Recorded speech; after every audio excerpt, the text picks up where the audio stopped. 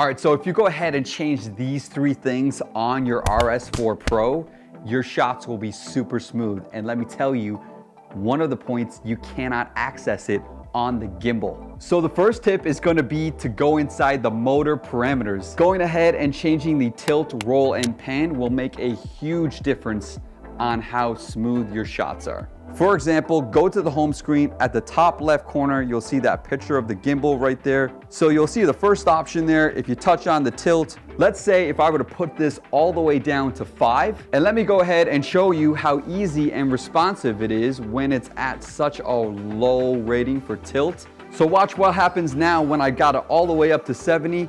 I'm using the same force as last time and the gimbal is not even moving. So go ahead and change the tilt, roll, and pan, and I'm telling you, your shots will be that much smoother. So like I said, taking this a step further, because you can't access this on the gimbal itself, you have to download the app. So when you have the app open, you can go to motor parameters again, and you can go to, this time, advanced, and then you go over to the strengths and you will set the strength on how you want your gimbal to respond. So you might be asking, what is the difference between stiffness and strength? Well, the stiffness refers to the resistance of how it can bend and stretch, whereas the strength refers to the maximum strength and load capacity that the gimbal can handle. So if you're like me and you have a really big, heavy gimbal, you want to go ahead and turn the strength up, so that way the gimbal reads that you got kind of like a really heavy rig that you're operating, and it will make it smoother that way. So the next tip is to go ahead and set the follow speed, and that is on the bottom right corner of the home screen on the gimbal. So right now I have my gimbal set to slow, so as I turn my hand right here, the gimbal will slowly move as I'm moving my hands.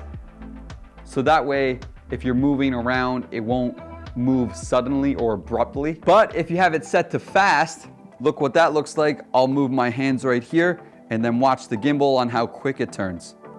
It turns very quickly with my hands. All right, so to give you a quick bonus tip on how you can properly calibrate your gimbal, a lot of people go to the home screen and they go to the top left and they just press start calibration.